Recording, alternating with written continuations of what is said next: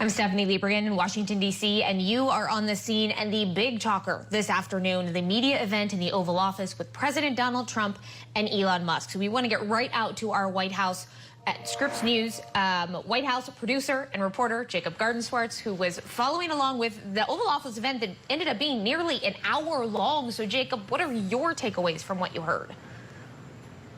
Yeah, good afternoon, Stephanie. And you know, for me, what really stood out was not necessarily what was said, but what wasn't said. We, heard the president throwing a lot of praise on the world's richest man, Elon Musk, both of them agreeing that Musk's, despite leaving the government, will no longer be a government employee, will continue to be in regular contact with the president. But we really didn't hear any criticisms that Musk has been starting to ramp up of the president. Again, in recent days, we have heard him ramping up criticisms of the so-called Big Beautiful Bill, alleging that it will increase the deficit. That's something the White House does not agree with or disputes.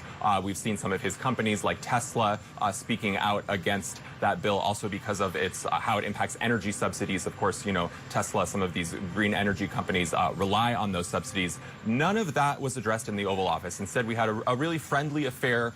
These two individuals talking about how much they liked each other, how much they enjoyed working alongside, and how the efforts of DOGE will continue. And that was interesting, given that we had heard Mr. Musk in recent days suggesting that he will be stepping back from government. This, of course, comes as some of his businesses have been requesting that he spend a little bit more time focused on them. He runs a lot of companies throughout the world, and it's very clear that his time in politics has taken him away from some of that. And so despite that, we did hear from both President and Mr. Musk that he will continue to be in regular contact. Here's some of what the president had to say.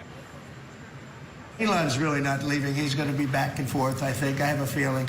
It's his baby, and I think he's going to be doing a lot of things. But Elon's service to America has been without comparison in modern history.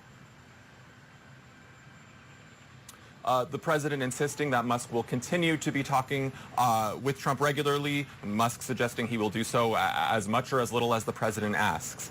Something else we did not hear a lot about were some of the concerns or questions that we have been tracking for some time. Things like, was Musk sort of involved in pressuring any foreign governments to take up some of his technologies?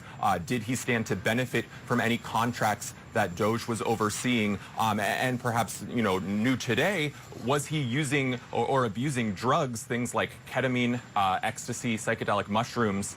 That's all reporting that the New York Times had this morning, that he was using those drugs, at least on the campaign trail. Unclear of whether those continued into his government service. Musk asked very briefly about that in the Oval Office and really dodged responding to it completely, instead trashing the New York Times and suggesting its reporting was flawed. So we were able to press White House officials on that a little bit earlier this morning. Stephen Miller, Deputy Chief of Staff for Policy, asked about Musk's alleged drug use. Here's what he had to say about that. White House have concern about drug use by Elon Musk. The drugs that we're concerned about are the drugs pouring across the southern border. Next question.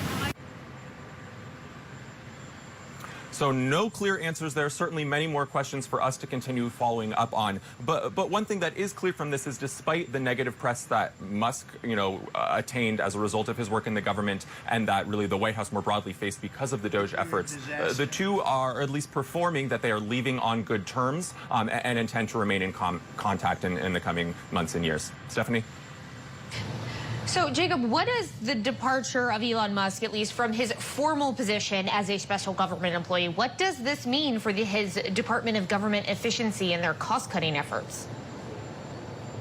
Yeah, that is really the big question here, and I think it very much remains to be seen. When we look at the numbers themselves, when the DOGE effort was first being constructed in early January of this year, Musk had tweeted at one point, or posted on X, I should say, that he was hoping to cut $1 trillion from the federal deficit by the end of this fiscal year. That would be September 30th. They have come nowhere close to that. At this point, just in the Oval Office a little bit ago, he suggested that they've cut about $160 billion. And we should note that we at Scripps News have not even independently verified that $160 billion claim. And in the past, Musk and DOGE officials have overstated the amount of the contracts that they've cut, either, suggesting they cut $1 billion when they meant $1 million, suggesting that certain contracts were terminated when in fact they ended years ago. So while they continue to insist that the DOGE efforts will continue, that these cuts will continue. Musk said that he hopes they'll be able to reach that $1 trillion number by next July. That's when the president had initially suggested that the sort of DOGE effort will wrap up more broadly.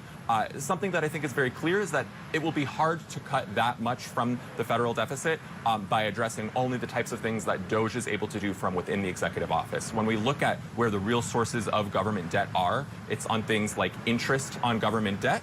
It's on things like mandatory spending programs, Medicare, Social Security. These are things that, you know, the president, that DOGE cannot just wholesale eliminate from the Oval Office, but that need to be pursued with Congress. And so I think really we'll be looking forward to see what does the relationship of DOGE look like with Congress in the coming years. One thing to look out for there, we at Scripps News have learned that next Tuesday, the White House will send its first rescission package to lawmakers. That's exactly that, the ability or sort of asking lawmakers to claw back some of the money that it previously appropriated.